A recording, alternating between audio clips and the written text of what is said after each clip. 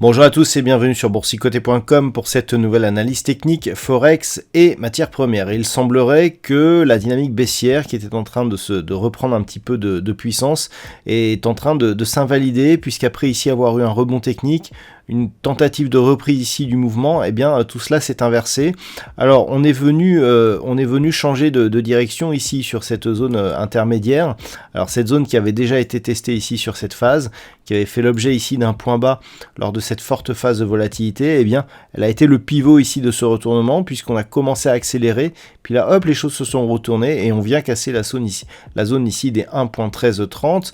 Donc il s'agit pour l'instant d'un retournement très court terme, qui ne remet pas en cause, je dirais, le reste de la configuration technique d'un aspect un peu plus moyen terme, puisque si l'on s'écarte, eh bien on voit ici cette forte dynamique avec ce faible rebond, tentative de reprise. Tant que l'on ne repasse pas ici durablement au-dessus des 1.14, eh bien on n'est pas à l'abri d'avoir une reprise du mouvement baissier sur cette paire de devises. Toutefois, ce mouvement baissier ne serait validé qu'en cas de cassure ici de cette zone des 1.1180, et donc on s'en éloigne pour le moment. Donc pour l'instant, on est ici dans un biais qui est en train de se neutraliser. Sur la paire de devises livre sterling contre dollar américain, nous avions un objectif ici à 1.3180, objectif qui avait été manqué de peu ici lors des précédentes phases de baisse. Eh bien, il a été acté aujourd'hui, puisqu'on est venu donc au contact de cette zone. Alors, depuis quelques jours, je vous indiquais ici que l'on avait une évolution avec de nombreux contacts ici sur la bande de Bollinger inférieure et une moyenne mobile 20 qui agissait comme résistance.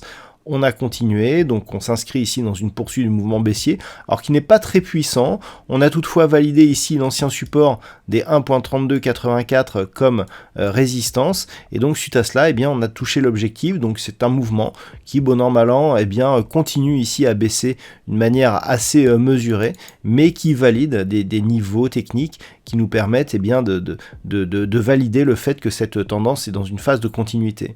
Alors pour la suite, si les cours ici bien, ne repassent pas au-delà des 1.3284, on peut s'attendre à une cassure des 1.3180, auquel cas nous aurions un nouvel objectif d'évolution qui serait fixé ici à 1.3080 sur une prochaine zone de support majeur. Et puis sur l'or, eh bien ça reste neutre. On a failli avoir une dynamique haussière qui avait commencé à se développer et qui commençait à se détacher ici de la zone des 1781,50 $ l'once.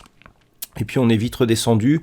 Malgré tout, on voit que les cours évoluent plutôt au-dessus de la moyenne mobile 20 exponentielle qui agit de temps en temps comme une zone de support, mais la dynamique n'est vraiment pas très forte.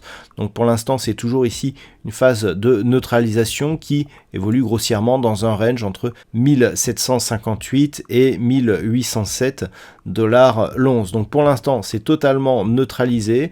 Petite préférence haussière d'un point de vue très court terme, mais un métal jaune qui ne bouge plus depuis qu'il est rentré ici dans ce trend, et c'était à la fin du mois de novembre. Par contre, sur le WTI, ça continue à bouger depuis que les inquiétudes concernant le variant Omicron se dissipent. Eh bien, nous avons un retour en force donc du WTI qui se redirige ici en direction des 75 $ le baril. Alors, la zone ici est 70-40, eh bien, a été cassée de manière assez facile. On a monté ici, on est revenu à distance tester cette zone en tant que support. On est largement au-dessus de la moyenne mobile 20 exponentielle.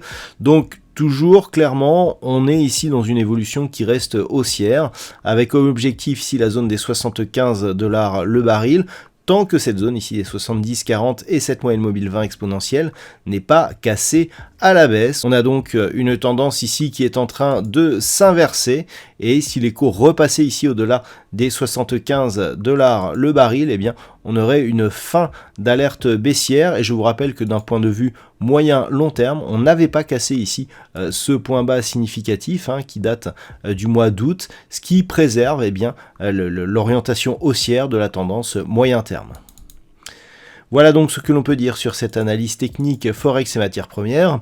Je vous souhaite une bonne soirée, on se retrouve dès la semaine prochaine pour d'autres analyses techniques, toujours sur le site boursicoté.com.